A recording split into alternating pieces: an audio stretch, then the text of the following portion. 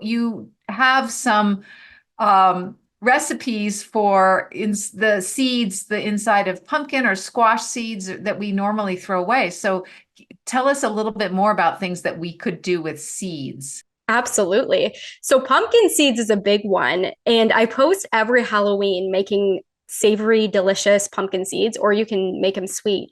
And it's so funny because people will be like, oh, you can eat pumpkin seeds, you can eat pumpkin shells. And I'm like, I've been doing this. My dad is very scrappy, and I've been doing this since I was a kid. And I'm telling you, next time Halloween comes around, you guys need to save the seeds because they are so delicious. So pumpkin and butternut squash seeds, you can do it with either. You save the seeds and you coat them in a spice mix of your choice. So like I said, you can make them almost like a cinnamon toast crunch with like cinnamon, maybe a little brown sugar or coconut sugar, or you can make them savory with paprika, make it like a barbecue vibe and pop them in the oven. I think it's probably between 20 minutes or so.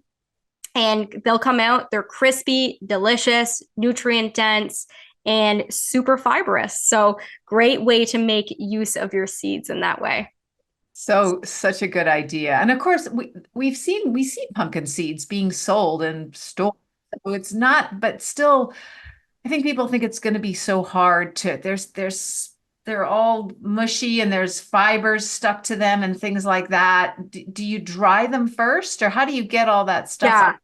So, interestingly enough, I don't think I have a recipe for this in my book, but you can use pumpkin guts as well. I've actually taken pumpkin guts and blended them with like water, and it will make a great pumpkin puree. As like scary as it looks at first, it is makes a great pumpkin puree. And then you just need to wash the seeds, make sure that most of those pumpkin guts are off. And when you pop them in the oven, even if they have some left over on it, it'll just bake right off. It bakes off really quickly. So it's not as intimidating as you might think, and it makes the most delicious snack. Yeah, and healthy. Now you mentioned this, but bacon out of banana peels. Who knew that you could use banana peels? I just compost them. And well, we compost here, but a lot of people don't compost, so they get thrown away. Yeah, banana peels can make an amazing bacon recipe. And I always caveat this with I don't want people to get the book or subscribe to my page and be like, this girl's crazy. She eats banana peels. Like, I'm not eating banana peels every day of my life.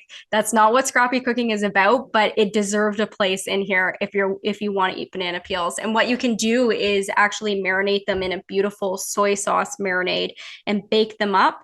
And you will be so shocked at how bacon like banana peels can be. It is just crazy. I also, if you don't want to make banana peel bacon, I have a second recipe that uses the same marinade for mushroom bacon, also just as equally delicious. So there's two ways to go about that there. But yeah, a lot of what we discard in Canada and the US is completely edible. So I hope this opens people's minds to that. I think it certainly will, because it certainly did for me. So I drink tea a lot, and you have this great recipe where if you have coffee, instead of throwing it away, you can just have it have a coffee granola made with coffee. Yes. Tell us about that, and then tell us what to do with tea. Yeah. So this is one of my favorite recipes in the book. I think it's the first recipe, and it's called Common Ground Granola, and it uses spent coffee grounds in the granola. So chocolate and granola are a match made in heaven, and I am a huge coffee drinker. And I was playing around one day. I make this amazing chocolate tahini granola, and I added spent coffee grounds to it one day, and I was like, this is incredible. It doesn't have the coffee doesn't take over or anything, but it just has a subtle, beautiful coffee flavor. So that's one recipe to watch out for. And the other thing about coffee grounds that's really cool is not only can you eat them, but you can also use them as a natural deodorizer in your fridge.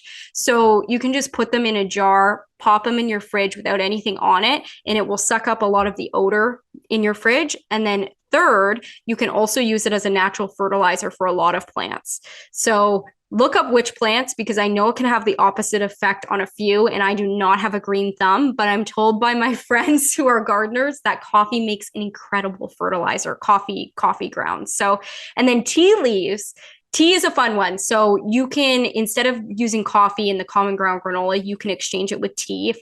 I don't know about you, but I've been one of those people who's guilty of like making a tea at night and then I forget about it and it's gone cold. We'll save it and you can make the common ground granola in the morning. But another thing you can do with the tea leaves, I have a great Earl Grey tea cake where we infused the cake and the icing with the leaves from Earl Grey tea bags. And it's incredible. I love Earl Grey tea. So if you're an Earl Grey fan, or what do they call it, a London fog fan, which is what this cake was really inspired by, then that'll be a winner for you. Oh, yeah. And folks, it doesn't include the actual tea bag. No, just the leaf. Inside. Yeah. What recipe in your book uses the most scraps? That's a great question. So one part that I'm very excited about of the book is I made probably about 15 of what I like to call kitchen raid recipes. And these are recipes which I really think is the fundamental of low waste cooking. They're recipes where you can exchange the vegetables and produce and cans of beans in them. So say we're making a beautiful ragu, like I have this great ragu recipe in my book that's like a bolognese almost. And you have bell peppers, onions, mushrooms, whatever in your fridge. You can use just about any vegetable and interchange them. These recipes will often call for like 1 cup chopped vegetables. And this is really where you're going to be able to use up your food in your fridge. So I love the recipes that are interchangeable like that. And one of the best ones, I also have a recipe called Whatever Soup, or whatever, I think it's called something like Whatever Soup. And it's a sheet pan soup recipe and it's all interchangeable. So you can use squash, pumpkin, all different types of sweet potato, interchange it based on what you have. And that makes me very excited because I want to arm people with the ability to gain confidence in themselves and in their cooking to be able to exchange items in recipes. Because these are questions I get all the time as a food blogger. Can I switch my sweet potato for butternut squash? And the answer 99.9% of the time is absolutely yes. And I want people to empower people with the ability to do that. So those would be my favorite recipes. And there's probably about 15 of them in there, which is a roundabout way of not choosing a favorite. Well, you have 140 plus recipes in the entire book. So 15 is choosing just a small portion of them. Fruit goes bad quickly, especially berries, and berries are expensive and we don't want to waste them. They're like a delicacy. So you have some easy recipes that give them a second life. Absolutely. Yeah, berries are one of those ones. I'm a huge raspberry eater. Raspberries are my favorite fruit in the world. And it's kind of like an avocado. Like you look at them one day and they're not edible yet, and then the next they're mushy. So if you're somebody who gets mushy berries, which I think is all of us, I have a few tricks up my sleeve. So one of them is a beautiful berry baked oatmeal. A baked oatmeal is a huge trend on social media right now, and for good reason. It's such a great way to get your oats in, which any plant-based doctor I've ever interviewed in my life always has oats for breakfast. So a great way to get your oats in while having something warm and comforting and really meal preppable. So you just add oats, bananas, plant-based milk, I think chia seeds or flax, and those mushy berries to a casserole dish, pop it in the oven, and you have this beautiful, almost like oat cake that is edible, and those berries have a new life in them. A couple of others I love are fruit leather. I don't know if you've ever made fruit leather before, but it's really fun. So basically what you do is blend up your mushy berries and pour onto a baking sheet and dehydrate. So if you have a dehydrator, that's great. My air fryer actually dehydrates.